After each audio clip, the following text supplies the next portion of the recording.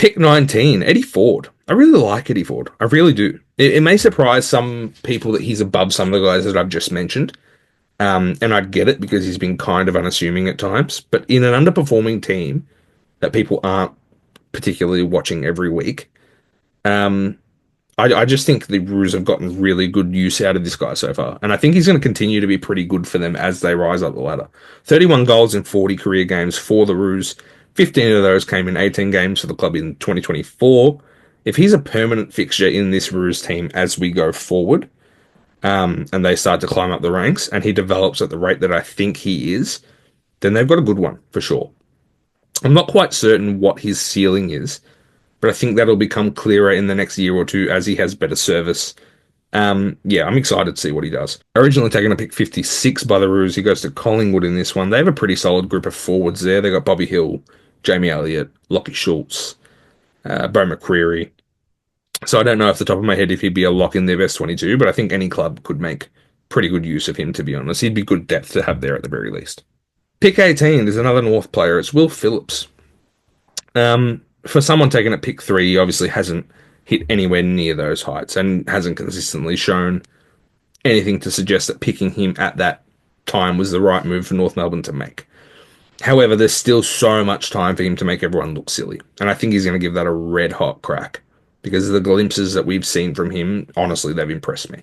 He's shaping to be a pretty fantastic tagging option. We know that. I was there this year when he did a job on Nick Dacos, got subbed out, I think, at three-quarter time, and then Dacos just had a run at it, and it practically gave Collingwood the win in the end because it was a very narrow victory. So we know he has the ability to shut down those players. Super impactful playing that role, in my opinion. But he's also shown that he can win his own ball at times. So he's not limited to that tagging role. I'd like to see him build on those other qualities and become a good ball-winning midfielder in his own right. I think he's going to get a lot better with some more consistency. I'd love to see him get that full season under his belt, because he's, up until this point, he's played 16 games, and then 11 games. So he hasn't really had that full run at it. To be fair, though, North's midfield is actually starting to come together really well. It's shaping really well. And he has names to compete with there. LDU, Wardlaw, Luke Parker's going to come in there. Colby McKercher runs through there. I'm probably missing names there, to be honest. But yeah, as I said, it's shaping well. So hopefully he can kick into gear soon. And I'd be really excited to see that happen for him. Originally taking a pick 3 by North Melbourne, he goes to GWS here. I've spoken about the midfield mix at the Giants previously, about how strong and well-rounded it can be with the guys they have there. I do wonder where Will Phillips would fall in that pecking order.